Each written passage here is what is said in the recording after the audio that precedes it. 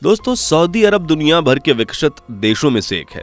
यह देश जितना अपने कच्चे तेल की वजह से फेमस नहीं है, उतना यह देश फेमस है मक्का मदीना की वजह से। मुसलमानों के लिए मक्का मदीना काफी ज्यादा पवित्र जगह होती है। ऐसा माना जाता है कि मुसलमानों को अपने जीवन भर में एक ना एक बार तो मक्का मदीना जरूर जाना चाहिए। यही कारण है कि हर साल लाखों की संख्या में मुस्लिम सऊदी अरब मक्का मदीना के दर्शन के लिए जाते हैं।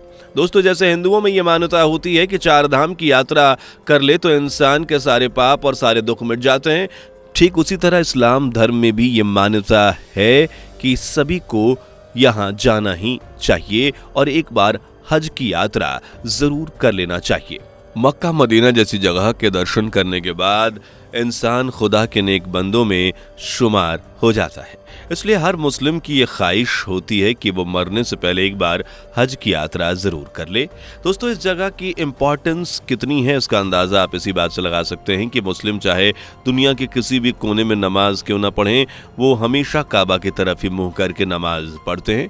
एग्जाम्पल के तौर पर आप भारत में रहने वाले मुस्लिम को ही लीजिए। आपकी जानकारी के लिए बता दें कि भारत में रहने वाले मुस्लिम पश्चिम की तरफ मुंह करके नमाज पढ़ते हैं, क्योंकि हमारे देश से मक्का पश्चिम में स्थित है। दोस्तों, मक्का मदीना सबसे गर्म रेगिस्तान के बीच में मौजूद है। सऊदी अरब का एनवायरनमेंट कुछ ऐसा है जिसके कारण वहां की जमीन बंजर है। यहाँ पर हर साल ना के बराबर बारिश होती है, पर यहाँ पर सबसे हैरानी वाली बात यह है कि बंजर जमीन होने के बावजूद वहां पर एक कुआं मौजूद है। हमारे ख्याल से अपने भी कुएं से निकलने वाले झमझम पानी के बारे में जरूर सुना होगा। आपको जानकर हैरानी होगी कि साइंटिस्ट भी इस बारे में रिसर्च किए जा रहे हैं। साथ ही आपको ये भी पता होगा कि मक्का मदीना में हिंदुओं का आना वर्जित है। दोस्तों, आज के हमारे इस वीडियो में हम आपको इन्हीं चीजों के बारे में बताने वाले हैं जिनको जानने के बाद आपके होश उड़ जाएंगे। इसलिए इस वीडियो को 1 सेकंड के लिए भी स्किप करने के बारे में सोचिएगा भी मत। वीडियो को शुरू करें उससे पहले, वीडियो में आगे बढ़ें उससे पहले अगर आप एक सच्चे हिंदू हैं तो सब्सक्राइब करें फैक्ट मंत्रा चैनल को और बेल नोटिफिकेशन को ऑल पर लगाएं ताकि कोई भी वीडियो मिस ना हो। दोस्तों, वीडियो की शुरुआत करते हैं इस बात से कि आखिर इस काबा को बनाया किसने। दोस्तों, भले ही ये बात आपको जानकर थोड़ी अटपटी जरूर लगे, लेकिन ये बात सच है। ऐसा कहा जाता है कि काबा को खुदा के हुक्म पर बनाया गया था। माना जाता है कि खुदा ने इब्राहिम से उनके बेटे की कुर्बानी मांगी। किसी के लिए भी उसके बेटे की कुर्बानी देना काफी ज्यादा बड़ी बात है, लेकिन बावजूद इसके इब्राहिम ने एक बार भी नहीं सोचा और खुदा के हुक्म पर अपने बेटे की कुर्बानी दे दी। लेकिन जैसे ही इब्राहिम ने अपने बेटे को काटने की कोशिश की, वहां खुदा ने अपने फरिश्ते को भेज दिया और उसके बेटे की जगह पर उसने एक बकरे को रख दिया और सीधे उसकी कुर्बानी हो गई। लेकिन जैसे ही इब्राहिम ने ऐसा किया, ये बात खुदा को बहुत पसंद आई। कहा जाता है कि खुदा उनकी ये बात काफ़ी ज़्यादा अच्छी लगी और इब्राहिम ने बिना सोचे समझे अपने बेटे की कुर्बानी दे दी। और इसलिए खुदा ने इब्राहिम के बेटे की कुर्बानी कबूल नहीं की, इसलिए खुदा ने इब्राहिम को किसी जानवर की कुर्बानी देने को कहा। इसके बाद खुदा ने इब्राहिम को पैगंबर बनाया और तो और उनके लिए घर भी बनाया। दोस्तों, आपको शायद ना पता हो, लेकिन कुरान में इस बात का जिक्र भी है, जैसे मक्का सऊदी में मौजूद है वैसे ही मक्का स्वर्ग में मौजूद है। कुरान में यह लिखा है कि हर दिन स्वर्ग में करीब 70 लाख फरिश्ते उस मक्का की परिक्रमा करते हैं। यही नहीं दोस्तों, मक्का के बारे में एक और चीज जो आपको हैरान कर सकती है। ऐसा कहा जाता है कि काबा का निर्माण सिर्फ एक बार नहीं बल्कि कई बार किया गया है। इसके पीछे कई बार आपदा का कारण रहा है और कुछ बार तो कुछ दिक्कतें, इसलिए बार बार इसका निर्माण किया गया। आप अभी वीडियो में जिस काबा को देख रहे हैं, पहले ये बिल्कुल ऐसा नहीं था। आपकी जानकारी के लिए बता दी कि साल 1996 में वो आखिरी दौर था जब काबा को दोबारा बनाया गया। साल 1996 में जो बदलाव किए गए वो आखिरी बदलाव थे और इसलिए इसमें कई मॉडर्न चीज़ों का इस्तेमाल किया गया। इस बार इस काबा को कुछ इस तरह से बनाया गया कि इस काबा को कोई आपदा किसी भी प्रकार की ठेस ना पहुंचा पाए। दोस्तों, कहा जाता है कि ऐसा भी हो सकता है कि काबा के निर्माण में जो पैसे का इस्तेमाल किया जाएगा वो सिर्फ और सिर्फ पवित्र पैसों से किया जाएगा। दोस्तों, ये भी कारण है जिसकी वजह से काबा आज तक सोने का नहीं बन पाया। पहले और अब कई अमीर लोगों काबा को अच्छे तरीके से बनाना तो चाहते थे, लेकिन उनका पैसा नेक बिल्कुल भी नहीं है। इस वजह से वो चाह कर भी ऐसा कुछ नहीं कर पाते।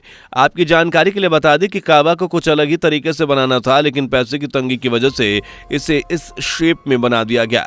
दोस्तों, पहले को वक्त में जो काबा बना था, उस काबा में 2 दरवाजे और एक खिड़की भी हुआ करती थी। पहला दरवाजा अंदर जाने के लिए, दूसरा बाहर जाने के लिए था। लेकिन आज जिस काबा का निर्माण किया गया है उसमें सिर्फ और सिर्फ एक दरवाजा दरवाज़ा है। इतना ही नहीं दोस्तों, एक टाइम था जब काबा काफ़ी ज़्यादा रंग बिरंगा हुआ करता था। जी हाँ दोस्तों, हैरान मत होइए, बात बिल्कुल सच है। आज जहाँ काबा का रंग काला और वाइट है, तो वहीं पहले काबा और आपको हरा, लाल और सफ़ेद रंग को देखने को मिल जाता है। दोस्तों, क्या आपको पता है कि यह काबा घाटी के निचले हिस्से में मौजूद है और इस वजह से पहले काबा में बारिश होने पर पानी भर जाता था।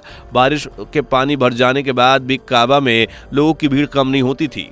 उस वक्त भी काबा में जितना पानी क्यों ना भर जाए, लोगों का तांता वहाँ का माहौल बिल्कुल भी ख़राब नहीं होता था। आप यकीन नहीं करेंगे, लेकिन ये बात 100 आने सच है कि लोग काबा को लेकर इतने ज़्यादा आस्था रखते हैं कि लोग तैर कर काबा की परिक्रमा करने को तैयार रहते थे। हाँ, वो बात अलग है कि अब ऐसा यहाँ संभव नहीं है, क्योंकि इस बार जिस तरीके से काबा का निर्माण किया गया है उसे ज़्यादा ही मॉडर्न और यूनिक तरीके से तैयार किया गया है। वैसे दोस्तों, क्या आपको इतना पता है कि काबा में जो काला पत्थर मौजूद है दरअसल वो टूटा हुआ है। ऐसा माना जाता है कि इजराइल के एक समूह द्वारा इसे ले लिया गया था और बाद में जब ये काला पत्थर मिला तो इसके टुकड़े टुकड़े हो गए थे। सबसे हैरानी की बात तो यह है कि अभी तक इस काले पत्थर के बहुत सारे टुकड़े जो नहीं मिले हैं। दोस्तों, इस काबा की चाबी साहिब परिवार के पास रहती है। उनकी अनुमति के बिना कोई भी इंसान उस काबा में दाखिल नहीं हो सकता, चाहे वो बड़े से बड़ा सुपरस्टार ही क्यों ना हो, लेकिन वो दाखिल नहीं हो सकता। खैर, इसके बाद आते हैं झमाझम पानी वाले कुएं के बारे में। इस कुएं को लेकर सब इतने हैरान हैं और परेशान हैं, इसलिए क्योंकि इस कुएं का पानी बिल्कुल रेगिस्तान के बीच से निकलता है। इस कुएं से एक नहीं दो बल्कि रोजाना हजारों लीटर पानी निकाले जाते हैं। इससे भी ज़्यादा हैरानी की वाली बात यह है कि इस कुएं का पानी ना तो अब खत्म हुआ है अब तक और ना ही कभी सूखा है। ऐसे में ये कहना बिल्कुल लाजमी है कि मरुस्थल जैसी जगह में कुएं का पानी का होना, पानी कभी ना सूखना, ये आखिर कैसे पॉसिबल है। आपकी जानकारी के लिए बता दें कि इसके पीछे भी एक कहानी मौजूद है। आज से लगभग हजारों साल पहले पैगंबर हजरत मोहम्मद अपनी पत्नी हाजरा और अपने बेटे हजरत इस्माइल को मक्का के रेगिस्तान में अकेला छोड़कर किसी काम से चले गए। जैसे ही हजरत के पिता उन्हें छोड़कर गए, उन्हें बहुत तेज प्यास लगी, लेकिन जब वो लोग रेगिस्तान के पास मौजूद थे और इसलिए उनके पास पानी का कोई ऑप्शन नहीं दिख रहा था, अब प्यास से परेशान होकर हजरत रेगिस्तान में ही अपनी एड़ियां रगड़ने लगे। जैसे ही हजरत ने अपने एड़ी को रगड़ा, वैसे ही चमत्कार हुआ जो आज भी लोगों को हैरान कर देता है। हुआ ये कि दरअसल हजरत इस्माइल जहां रेड़ियां रगड़ रहे थे, वहां पानी का फव्वारा निकलने लगा।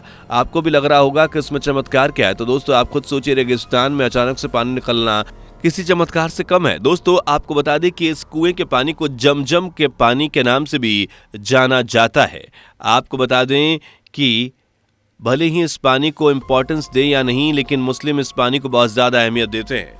इस पानी को मुस्लिम काफ़ी ज़्यादा पवित्र मानते हैं, लेकिन इस बीच कुछ लोग ऐसे भी हैं जो इस पानी को पीने लायक तक नहीं मानते। इसलिए इस पानी पर कई सारे साइंटिस्ट और रिसर्च भी हो चुके हैं। हुआ ये कि एक यूरोपियन डॉक्टर ने इस पानी के बारे में बोला कि यह पानी किसी के भी पीने के योग्य नहीं है। दरअसल मक्का समुद्र तल से काफ़ी ज़्यादा नीचे है, साथ ही मक्का के काफ़ी ज़्यादा बीचे बीच ये मौजूद है।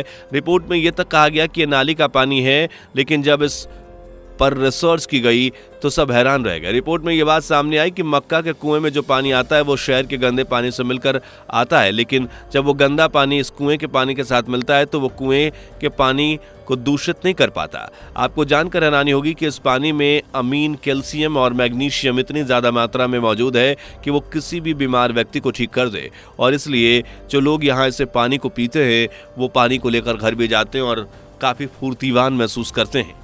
दोस्तों, आपका इस बारे में क्या ख्याल है, कमेंट सेक्शन में ज़रूर बताएं। उम्मीद करते हैं कि आपको आज की हमारी ये वीडियो ज़्यादा पसंद आई होगी। वीडियो पसंद आई हो तो वीडियो को लाइक और शेयर करना ना भूलें। साथ ही ऐसे और अमेजिंग वीडियोस के लिए चैनल को सब्सक्राइब करके बेल आइकन को प्रेस करना ना भूलें, ताकि आपको हमारी इस वीडियो का नोटिफिकेशन सबसे पहले मिले। दोस्तों, आपको स्क्रीन पर 2 और वीडियोस दिखाई दे रही हैं, जिसे देखने के लिए स्क्रीन पर क्लिक करें।